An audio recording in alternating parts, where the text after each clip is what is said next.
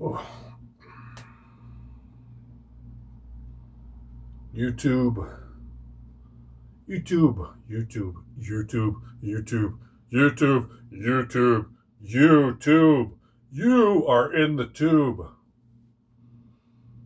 I'm in the tube. I'm looking at myself in the tube. We're in the tube. We're in the World Wide Web. We're in the digital matrix. We're in the new world order. We're in the metaverse. We're in the smart city. We're in the digital currency. We're in the cashless society. We're in end days.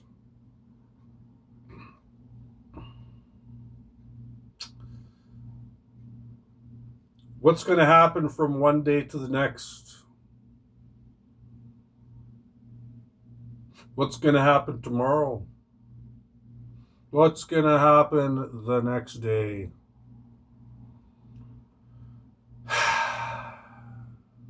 YouTube, brothers and sisters, what's going on?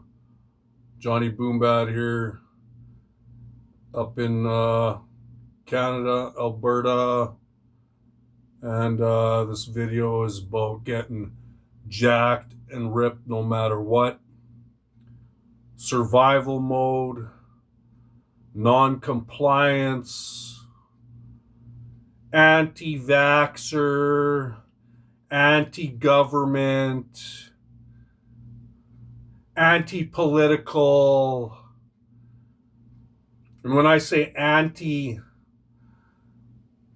we as Christians have a hatred towards the satanic elites, mass corporations, propaganda, consumerism,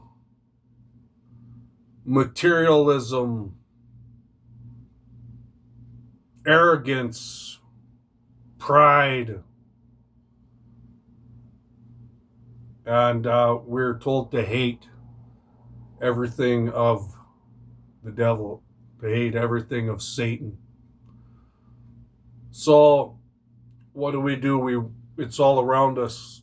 It's being portrayed in everything. It's being expelled in everything, in our food, in our water, in our skies, in our pharmaceutical industry.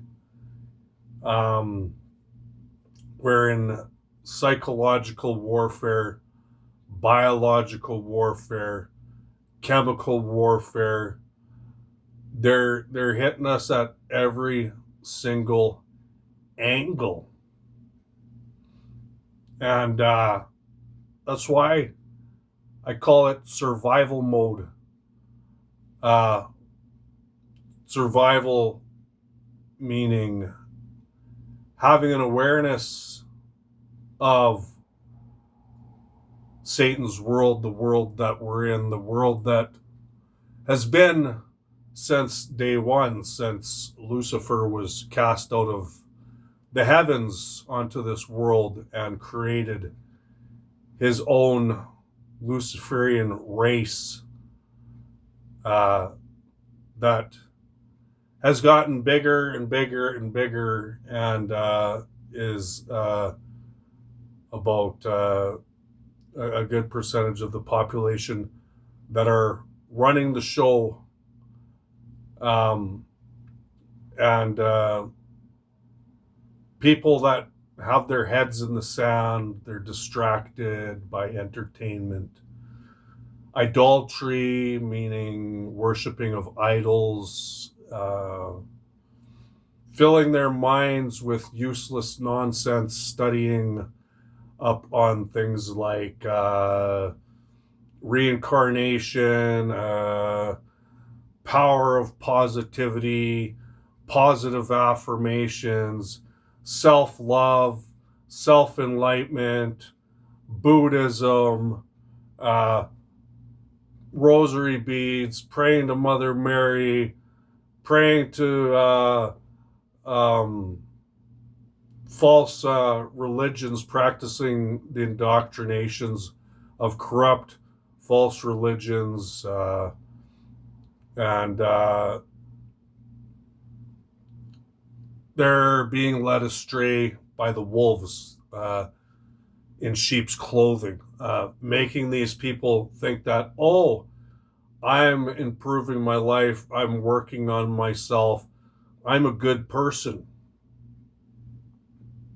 With this kind of thinking, the Bible calls it being handed over to a debased mind, because these people have refused to see and to put their minds into studying the wisdom of God's teachings and gospel, and will study everything else under the sun, even right down to humans being originally formed out of apes, different philosophies that the Bible clearly tells Christians to stay away from. Man-made philosophy and the secular worldly world that we're not supposed to be a part of.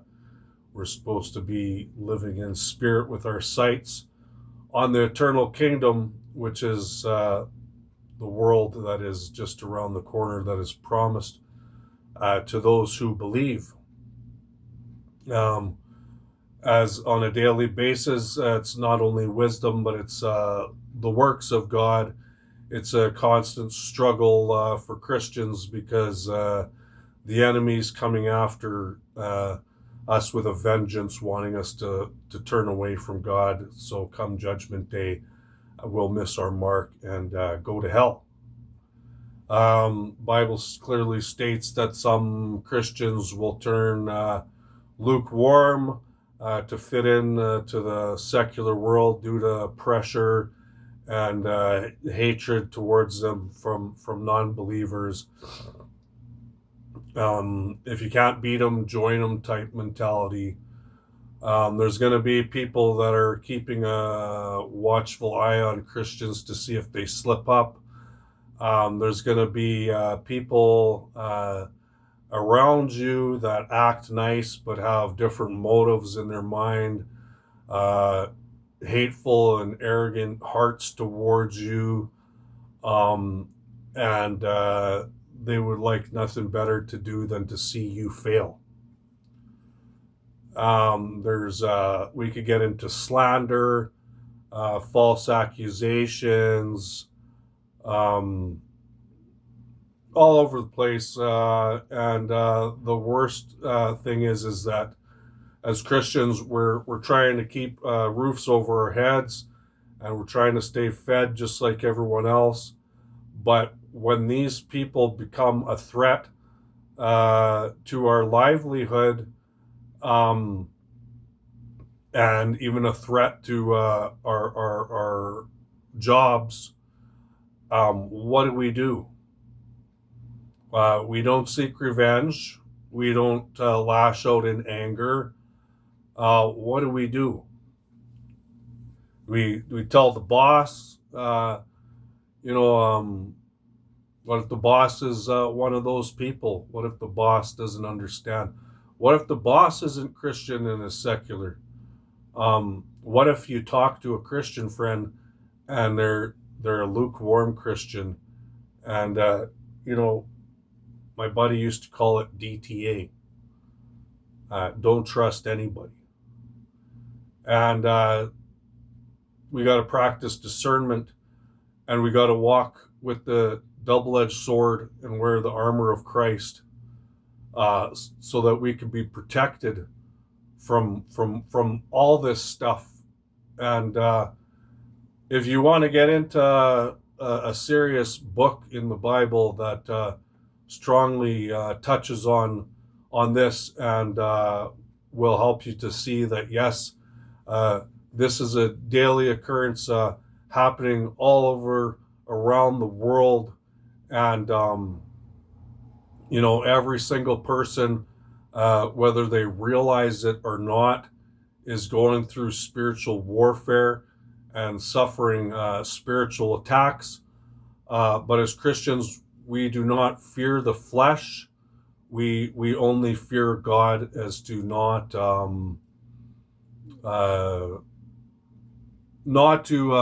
to follow God's law and not disappoint Him, and to not have anything to come in between us and God, so that we can continue to walk with that protection and be blameless. And what is God's protection and the double-edged sword?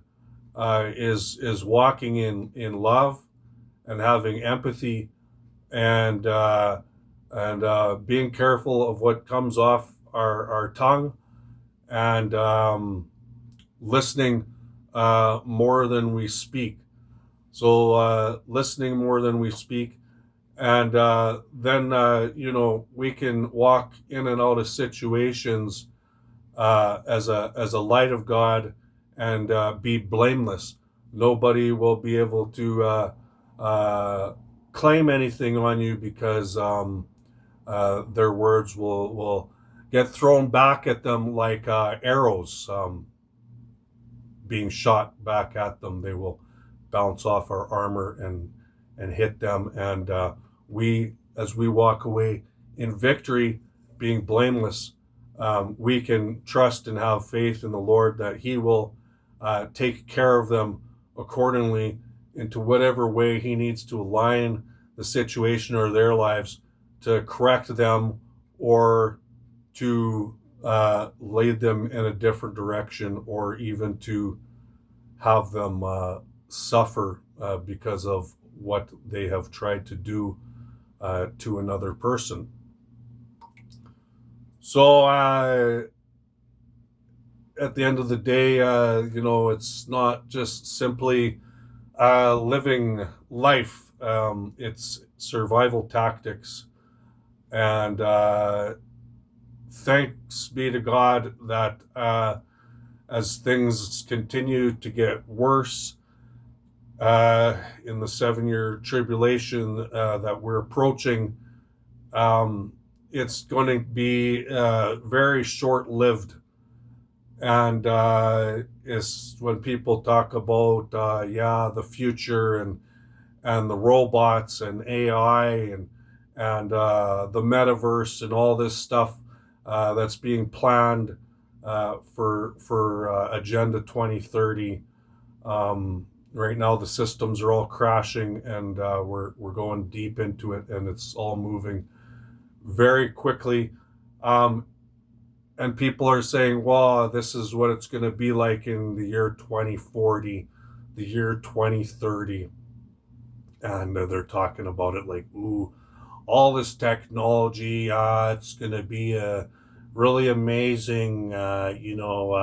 We can do all kinds of things with virtual power and AI. And the system cheerleaders are going to try to egg this on as a new age way of living, and in fact reprogram people's minds, and reprogram the entire system, and introduce the new system of the Antichrist, in which you need the mark in your hand, the implantable human chip, to buy and sell, in which at the beginning of this video I talked about non-compliance in getting anything in your body at all, because it's all revolved around the beast system, the jabbity jabber jabber, the 5G cell towers, the mass radiation, the frequencies that affect the mind, the television programming, the pushing of false narratives, the perplexity that radio broadcasters and governments and corporations and people are showing. Oh, what are we going to do?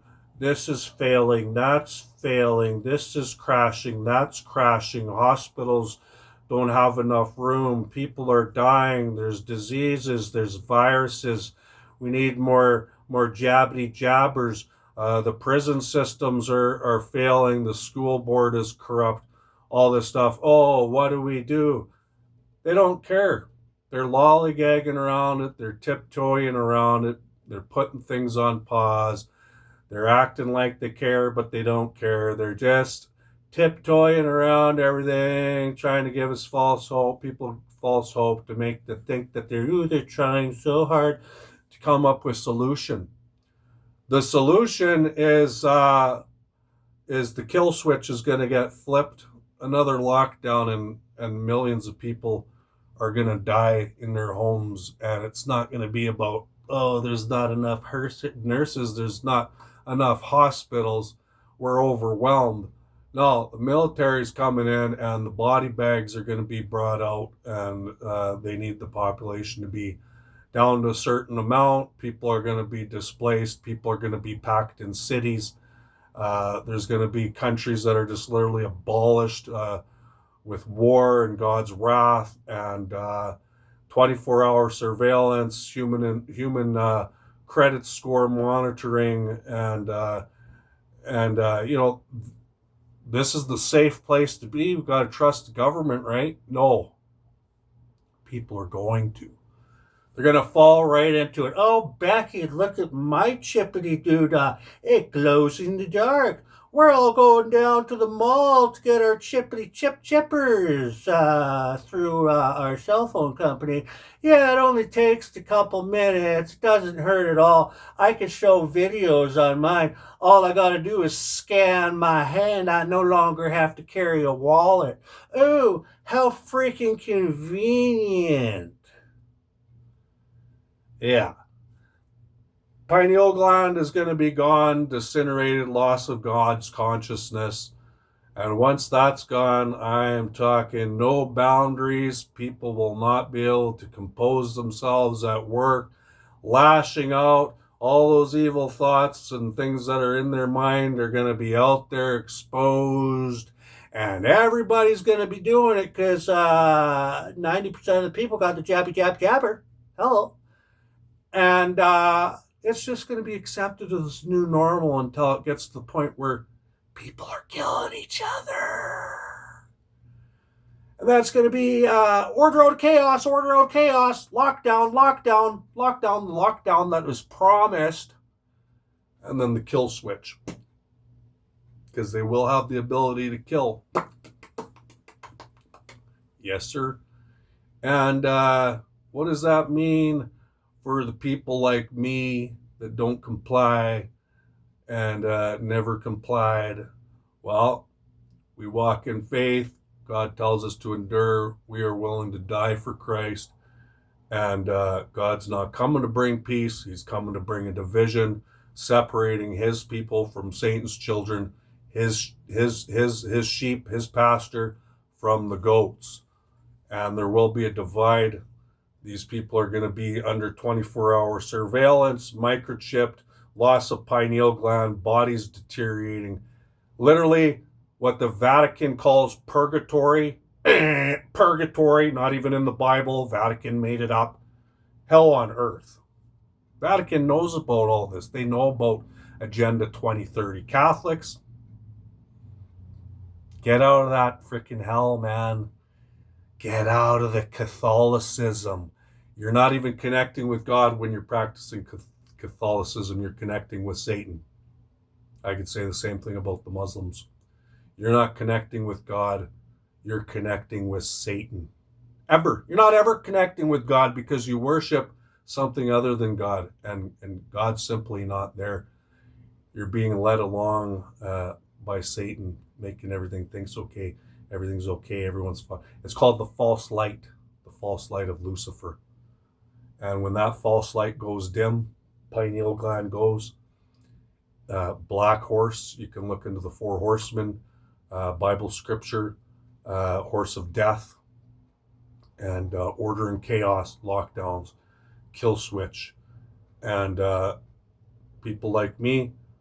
God's going to find the gray areas. We're going to go out and find that land, live off the ground, land, survival mode. People pulling together, doing what we can, living off what God provides us with zero money. So I hope this resonates somewhat with you, if it makes sense, or if you pick up a little tidbit of it. Perhaps you can be ready to either sell your soul because you're a weak coward, or you can not comply and die for Christ. It's going to be one or the other. And come judgment, when the gates of hell are opened and people are rising up for judgment, God's going to say, geez, you mocked and scoffed me. The truth was handed to you on a gold platter. You're going to say, well, but I was a good person. God will say, I didn't know you. Be gone. You didn't want him. Now you're at the eternal kingdom. Doors are open. Paradise is in there. You didn't want it. You didn't want it when it was on earth. And now it's open. People aren't going to want it when it's there right in front of them. Their choice. Their choice. The thing of it is God is going to give every last person out there, right to the very end on their deathbed, to turn to him and say, God, I believe in you, I love you, and he will know if you do in all your heart. And that's all it's going to take to be saved. He's going to give every single last person on the earth that very last second of their life to find him. And he doesn't want you to go to hell. Nobody wants you to go to hell. But if you still refuse right down to that last second, and that's on you, man. Bruce.